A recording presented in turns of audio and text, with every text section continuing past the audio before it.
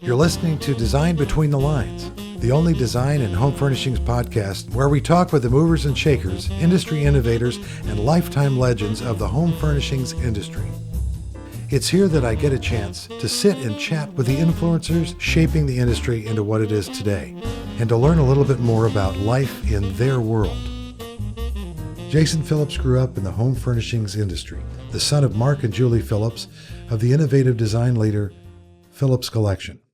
He has since made a name for himself as the vice president of Phillips Collection and with his own brand, Jason Phillips Design, a portfolio of over 1,500 out-of-the-box furniture design concepts that combines his background in fine arts with his cosmopolitan upbringing. Jason has won many of the top industry awards, including multiple Pinnacle Awards, as well as being a 3-time recipient of the coveted Arts Award for Top Product Designer. Currently, Jason is finishing up his term as president of the American Society of Furniture Designers, soon to be chairman of that organization. Jason, welcome. How you doing, John? Great to have you here today. Thank you for having me. Great. I was going to ask you, because I want to start way back when. What was it like growing up in Long Island? And I do say it the right way, right? Yes, I say it the wrong way. Long Island. Growing up surrounded by industry tastemakers who were your family. What was it like being in that household? Yeah, sure. It was eclectic, traveled. That's really the key word that has unlocked my creativity over the years, if you can call it that. I think from a young age, traveling to Southeast Asia, seeing what my parents were doing, importing fine furniture, and coming to market and seeing that experience really tied me in to the furniture industry at a young age. At a young age. What age did they first take you on over to? Probably 5. Well, you really did have a good experience at a young age. My dad will joke that I kept a journal, and these are 15-hour flights. Oh, yeah. So I'm 5, and I'm saying, my dad tells me we will get there soon. I hope we get there soon. Still have 14 hours left. You know, that's pretty much it. Now you've learned it with your young son. It's a standard answer for fathers. Yes, soon. Almost. Yeah, we're almost there. One more. Well, finding that you're over there at the age of 5 and growing up and taking these other trips and seeing what they do, that must have really had a tremendous, I don't know how I want to say this. It really gave you something of a foundation for your love of fine arts, I would think. How did that progress through your later childhood and as you get into high school and headed into university? Well, I self-assessed myself that I wasn't an athlete at a young age, which allowed me to go headfirst into design. So I was sketching animals and figures when I was a child, and I really enjoyed it and felt I had an aptitude towards it. And I said, this is something I want to do. Probably in my teen years, I rebelled a little and said, let me figure out anything I can do besides going into the family business, because it kind of felt like that was my unavoidable course. Mm-hmm. I studied fine art in high school. I traveled and was fortunate enough to study under a sculptor in the south of France for a summer, and I did a lot of extracurricular. So while my friends were in soccer and football and basketball, I was taking my art career or my art education as seriously as they were. Let's go back to France, a sculptor, and you studied under. Tell me more about that. Yeah, so his name's Joe Mack, Mm-hmm. And I went to the Huntington School of Fine Arts on Long Island. So he and his wife ran that studio, and every summer they would do a course for top students where you would go to, I'm probably going to pronounce this wrong, but Le May in the south of France, small but charming community, great meals every day prepared for us. But we would go to the stone quarry and source alabaster and marble. Wow. And we would then sculpt it into these shapes and have painting and drawing classes. There was a giant sequoia tree at the top of this park on a cliff. It was something you would never be able to picture. You have to see it for yourself. But things like that, the travel, the experiencing the world, sparks creativity. Unless your eyes aren't open, you can't avoid it, whether it's through food or through sourcing product or really just absorbing the culture. You come back with a new appreciation, a new perspective on things. That's remarkable. I was just thinking about that. You learn by doing, learn by immersing yourself in the experience. It's all about the experience. I think that's something that I believe you're using in your own company work as vice president of Phillips Collection. I've heard that phrase a couple of times in your showroom. Yes. Well, tell me about you've gone through this. You got into University of Michigan, I believe it was. Yep, that's right. And then you moved on. And at what point did you see the writing on the wall? The family business was where you were headed. Sure, and I'll back up just one step Sure. and explain that I also had discovered I was mildly colorblind, which ended my painting career. I couldn't mix the same color I had created the day before. It was actually a roadblock that I exploited into, okay, I don't have this component of my artistic brain. What else can I focus on? So it became about form and proportion and tinkering with toys like many engineers do, and that got me into industrial design at Michigan, which is problem solving, learning softwares. So I became quite well versed in AutoCAD and Rhino, all the while still trying to avoid going into the family business, dreading coming to furniture market, but enjoying it once I was there. So that was my spring break was April furniture market. My fall break was the fall furniture market. And it just sort of came together at the end with the travel that I was sitting on a very fortunate opportunity for myself, but always understanding I was the son of the owners. I would have to work hard. I would have privileges right off the bat that probably aren't always warranted of a 21-year-old coming out of college, but just put my head down, worked hard.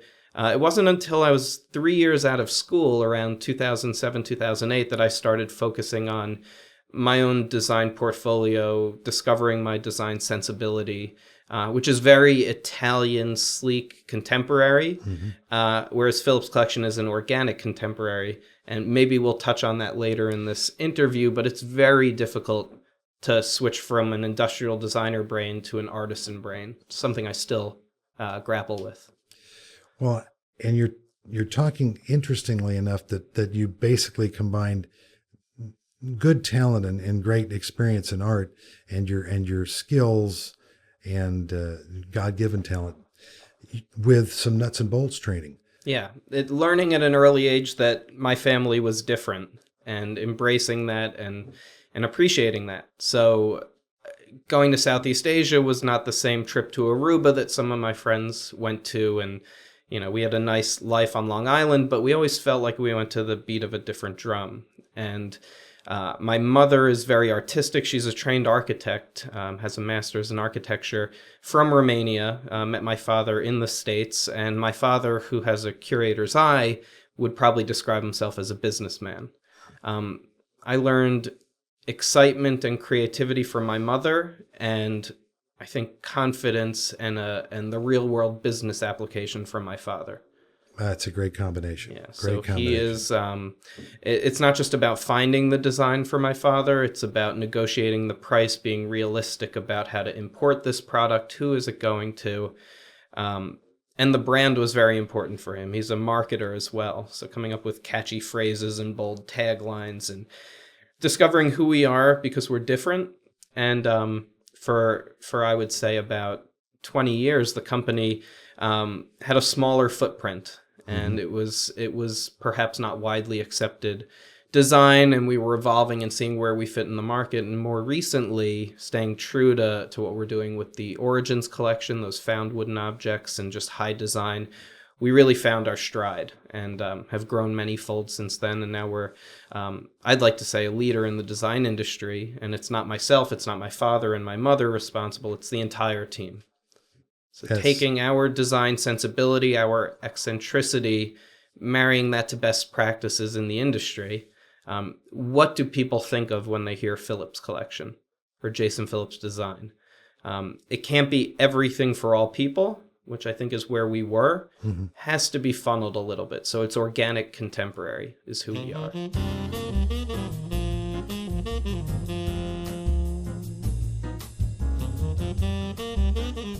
Jason, you talked a little bit about some of your creative process. I'd like to learn a little bit more and have our listeners learn a little bit more about what makes Jason tick in terms of creativity, ideating, etc. Can you kind of head that direction for me with a little thought, and then tell me a little bit about starting Jason Phillips Design? Sure. It sort of can best be described as an evolution of maturity, I would say. So as a child, what made me tick was doing a piece of work and getting my parents' approval. And then I graduated, during school, I wanted the professor's approval. After school, I think I went back to wanting my father's approval. When I created my portfolio and brand, I was getting some recognition, always confident to send those designs out, not worry about being copied, get exposure. Mm-hmm. And it gives you a big head to get featured in a magazine or on an industry publication. And I was young, and I was getting egocentric, and I realized, quick little story. I got featured in Interior Design magazine in May of 2008, mm-hmm. and then in June of 2008, but not in July. And in my head, I said, "What's wrong with these people?" And then a second later, I said, "No, what's wrong with you, with me?" And it was understanding that what fills your cup of appreciation, love, acceptance is probably the right word. We're all looking for acceptance. So I'm very transparent about who I am, and it shifted during my 20s from looking to establish who I am, this is who Jason is, isn't this great, into look at this team, look at our company at large, becoming a manager of our design team and creative director, where I'm not necessarily the one designing every day, has brought me so much more joy, such a better ability to brag about who we are. I'll circle back to how I got into my own designs. Mm-hmm. I'm somebody that rarely sits down with an idea.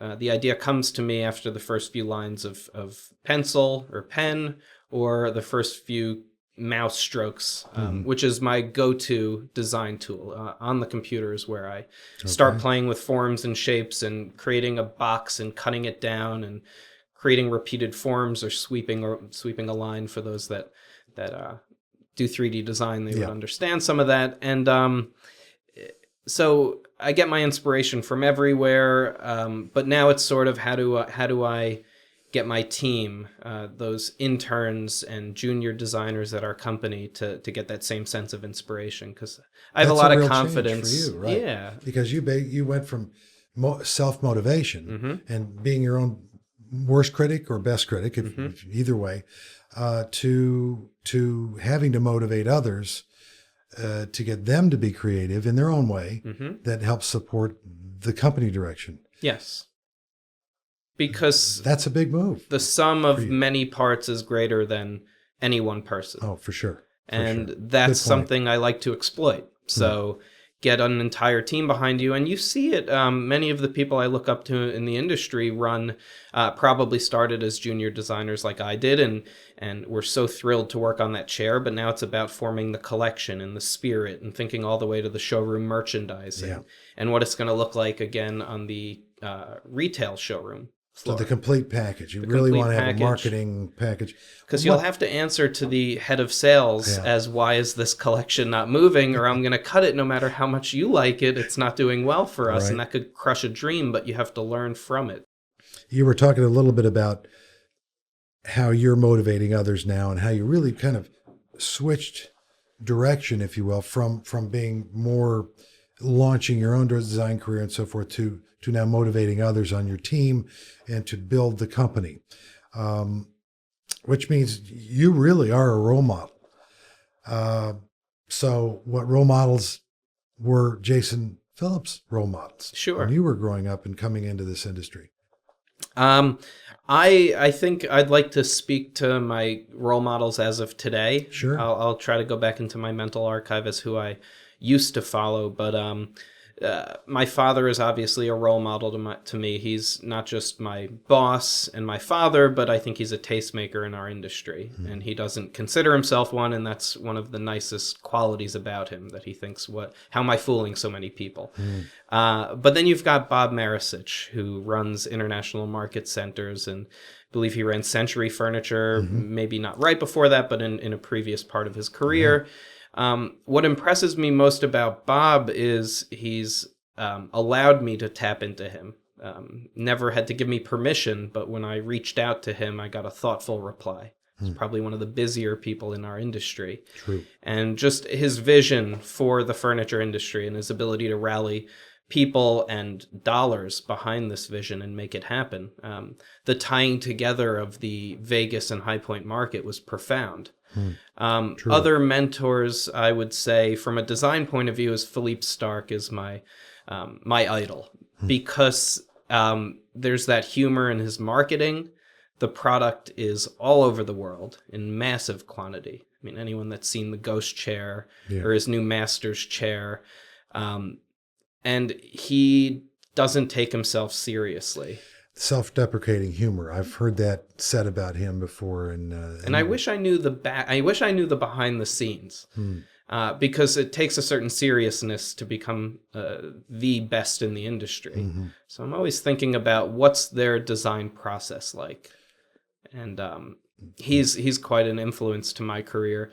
And lastly, right here in High Point, Dr. Quabain, Dr. Nito Quabain is the president, I guess you would call it, of High Point University, and has transformed that university. His ability to solicit funds and have that vision that I think Bob has. I think he just finished his 10th year with the university, and really an incredible growth in only a decade. Failures and successes. We've already mentioned a couple along the way that got you kind of moved to where you are now in your growth in this industry, and your growth, personal growth as well as growth within your company. Any successes along the way that were profound to your growth? Can you remember any of those? Yeah, I think what I feel best about is when I created the design department at Phillips. And I can't really say that I created it, but it sort of fell together in nice pieces. When I took a step back, and it wasn't about what I'm trying to bring to market, but what's the shared vision of the company. And I think the successes I've enjoyed the most are creating teams and processes at the company where you have these departments with leaders that just grow on their own. Failures, there are lots of them. And as a designer, I fall in love with the design, and either no one shares my vision, and just that mental battle for me, because I'll always have a job at Phillips Collection to make sure I'm listening to my team, I'm embracing their ideas, that I'm not taking it the wrong way when my ideas doesn't come to fruition, because any designer is very happy with what they present, hopefully. Yeah, I'm thinking over the years, you've built a thicker skin than you might have had when you just left college and launched your career. I know I did over the years. You know, you don't want them throwing your baby out. Oh my goodness, that's all this work. But you also understand it has to be liked by others if it's going to sell. And sort of the school of hard knocks. So anybody in our industry specifically has to learn, and it's usually through failure or course corrections, why this isn't going to work, why that's going to be too expensive, why you have to work within different material constraints. It's so yes, failures, we all have them. It's how you get up, it's how you handle the challenges that really define somebody. Taking a deep breath, don't send that email in the heat of the moment, sleep on it. Good advice. Very something good. I don't practice all the time. What I always like to talk about is a confidence to expose yourself. If you're a young designer, you want to freelance or you want to do things on your own, make sure you reach out and you network and you create your own group of mentors and people that you go to. I was lucky enough to sit on a panel with Bob Marisich at High Point University, and we were speaking to business school students, and that was the first thing he mentioned. Where he found his success was meeting a guy that was in finance and tapping into him. Hey, I'm trying to pull together funds to create this umbrella real estate group for the industry. How do I pull together funds? And, it just, you tap into other people's seasoned experience. Yeah. And you can get sound bites that would take you 10 years to get otherwise. So that's where I found success. Write down the names of the editors, go to Barnes & Noble, tell this to a lot of people, write down the names in every masthead of every magazine. You get the editor's name, send them your designs, expose yourself, ask them questions. Most people, if you write the email correctly, will get back to you.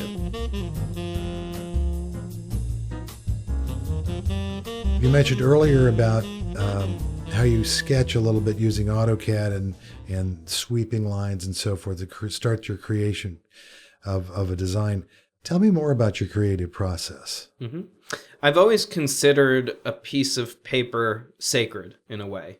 So the second my pen or pencil touches it, and I really am more of a Bic medium point, ballpoint pen kind of guy. These are 50-cent pens, but they work for me.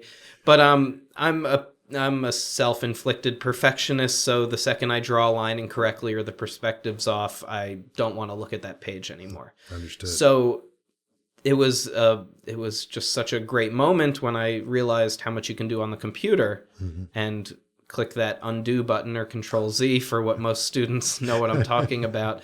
But it's interesting because in an industry where I know a lot of the furniture designers through American Society of Furniture Designers, great networking channel, most do start with pen and paper. And maybe it's because a lot of them have a set design in mind. I have to revise or update this chair. You have to sit down and start using your hands. But for whatever reason, I go by the beat of a different drum. It all happens on the computer. So I've learned 3D softwares to model the product. I primarily use Rhino version 5. And I then import those models into a program called Keyshot, which is pretty much a digital lighting studio. You drop the product in, and then it's amazing how you can apply different materials and textures. I believe I've shown this to you in the past. You sure have. Yeah. And it really makes me look like I'm more talented than I am.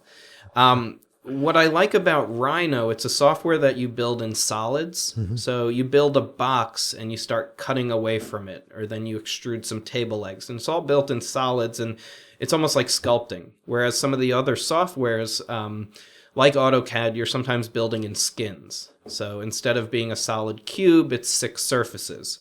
And it actually requires a lot more technical proficiency. So Rhino accomplishes everything I need as a designer. It's easier to learn. There's a better learning curve. And now with YouTube, you're able to find any tutorial to accomplish any design you want. So I guess what you're telling me is that this is a major future direction for this industry, especially in terms of designing product in the furnishings industry. A lot more, and there's more and more software, I guess, coming out all the time. Yeah, and then the tools for prototyping, which I missed the boat on that. I felt like I went to University of Michigan from 2001 to 2005, and as I was clearing my desk in 2005, I felt like they were bringing in the CNC routers and laser cutters and 3D printers, and I was like, no. So I actually missed the boat on that. And I know watching a few tutorials, I can probably pick that up. But the students nowadays not only know Rhino, but they know SketchUp and AutoCAD and all these different softwares. And they know how to plot something to get it into a CNC router in China where they're doing their production. And they can all produce photorealistic renderings. It's amazing. And it even reminds me, I've only been a professional designer for 12 years, but when I was doing my original designs, there were gradients in the background that I had to cut out in Photoshop, and it was a 10-hour rendering to discover I put the wrong wood texture on it, and now it all happens in real time on my screen. You can go from nothing to photorealistic rendering in 20 minutes. And literally that quickly. Back when you were in school, it was like hours, not minutes. Hours to find out you did it wrong. And then if you want to show somebody a front left top and ortho view, you're 4 days into it for somebody to tell you no. Well, okay. There's dealing with rejection Yeah. on a major scale. Yep.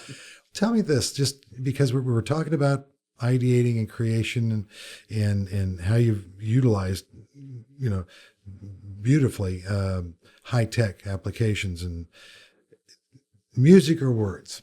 Words or music. People ask people who write hit songs, which comes first? Well, for you, nowadays, I'm sure there are maybe segments in your line that you want to improve or maybe build out or do a line extension. What starts the creative process rolling for you? I mean, in your brain, do you have an idea of what you want to do, or is it just something that it pops out one day and you just continue to roll with it because you want to get it out of there and on, figuratively, paper, so to speak? Yeah, good question. What starts that? It's hybrid. It could be as black and white as what are our top 20 tables. Some are probably seeing some waning sales. We need to come up with 3 new coffee tables. And it can be based on a material we're working with. So we do a liquid gold and a liquid silver, which is a very high-tech process. One of our partner factories invested in a very high-end Italian spray booth to be able to do this. So now we're trying to design as much as possible into it. It opens up a whole new world of outdoor finishes because this material is almost like a gel coat. It can work outdoors. Great. So looking at even just applying those finishes to existing products, sometimes I'm inspired by something I've seen and I figure out how to get it into the line. We have some pretty broad ideas we're talking about at our company. We are a home accessory company, occasional furniture, wall decor, lighting, pretty much tiptoeing around the things some of the big boys do: case goods, bedroom, upholstery.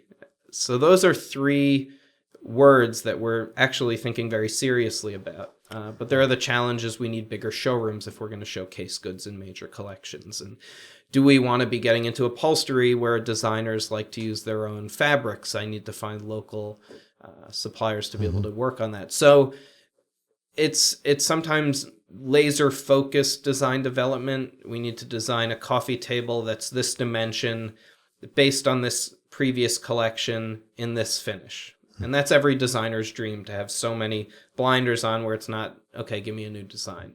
But then there are the very broad, hey, we want to get into this category, or we're going to go to India next month, which is March. I don't know when people are going to be listening to this. So March 2017, we have a trip to India where we're going to be working with copper, a material we've never worked with. So this is what's upcoming for Phillips This Collection. is upcoming, yeah. So that's a new venture for us. We're going to go in with the plan of doing lighting, accessories, and outdoor. Beautiful. Yeah. So great. Well, good luck with that. Congratulations on that direction.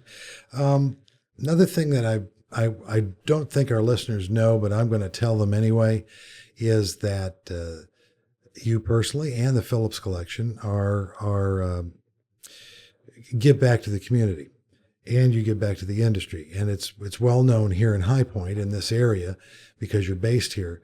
But tell me a little bit about what your philosophy is. Both your parents and you now leading the company, what your philosophy is in giving back to the industry and community. Yeah, sure. For the industry at large, we want to provide a breath of fresh air in terms of design. So the unexpected. And I think we always know how to shock people, but I think it's more broadly accepted shock and a little bit more down to earth. So in that sense, I think we're doing a service to the industry by bringing fresh design to market. We have 50 employees in North Carolina that depend on us every 2 weeks for that paycheck. So in that sense, we're doing community service by keeping these people employed and taking that very seriously. We like to max out our charitable donations every year, working with anyone from HGTV's Extreme Home Makeover, where you donate furniture to a family in need and surprise them at the end of that, to the Habitat for Humanity, and all these different services in the area. What's been most rewarding for us is working with the Enrichment Center in Winston-Salem. These are special needs adult artists that are just the most amazing people, and it's become the most rewarding part about what we do. So we do semi-annual contests or exhibitions, not Right. really contests, where we donate furniture or wall decor, different types of sculpture for their artists to paint as they see fit, and the work they produce is amazing. And it gets featured at the media link at IHFC during the April and October markets. And now you've got magazine editors from around the world seeing this. You've also got 80,000 buyers and vendors that are seeing this work, and we get local news coverage, and that has been fantastic. And then just any mentoring opportunities. See also that you've given back to the industry, to the ASFD. I understand you're now part of the new, I think being launched right now, this is coming out at the beginning of March, the new mentoring program with ASFD Yep. for young people that are members of the ASFD. That kind of came together all of a sudden, but you with the members that you know and you've come to know as president have really put together, I think, a powerful thing there. Yeah. How do you feel about that? And what do you have to say to perhaps students and young people thinking about coming to this industry to maybe inspire them? Sure. I think students need to speak up more. The squeaky wheel gets oiled, and I think you and I can think back to the students that have won design awards that have really impressed us are the ones that come up and introduce themselves, are the ones that ask questions before the design competition ends. Hey, is this working? We can't really give them too much information in that sense, but it's a sense of confidence on the student's part to reach out, because I don't know who needs help. Mm-hmm. I'd be more than happy to always let a student in our showroom know, hey, you can come to me for anything. I'm oftentimes disappointed when they don't. I could be touring 15 students through the showroom, and I tell them, reach out to me. I can maybe help you get in touch with somebody for an interview. Maybe they just don't want to reach out to me for that, but I certainly know that if I was in their shoes, I would write that information down. I'd ask for the business card. So in that sense, I wish there were more students coming to us. But to be positive, we have lots of students thoroughly engaged. These are the people that I know will be leading our industry for years to come. And we at ASFD have come up with this mentoring program, not just furniture designers like myself, but educators and people that run design departments, a whole different range of people. Even legal counsel can be received. How do I copyright and protect my design? Questions that sometimes never come up in design school until you're already out the door with your sheepskin and you've hung your shingle. Yep. And you go, what do I do now? Thank you and the Phillips Company for giving back to the community and the industry, Jason, from all of us. We appreciate that. And thanks for the direction and today's letting me pick your brain a bit on your process and your feelings about design in this industry. We appreciate you being here. Thank you for being part of this broadcast. It's been an honor. Thank you. I'd like to thank Jason Phillips for joining me today to discuss his experience growing up in this industry, the growing role of technology in the design process, and his transition from a furniture designer into a furniture executive. Design Between the Lines is produced by Element Studio with the American Society of Furniture Designers. We're recorded in High Point, North Carolina. To learn more about ASFD, visit asfd.com, and don't forget to subscribe to hear more industry stories of design between the lines.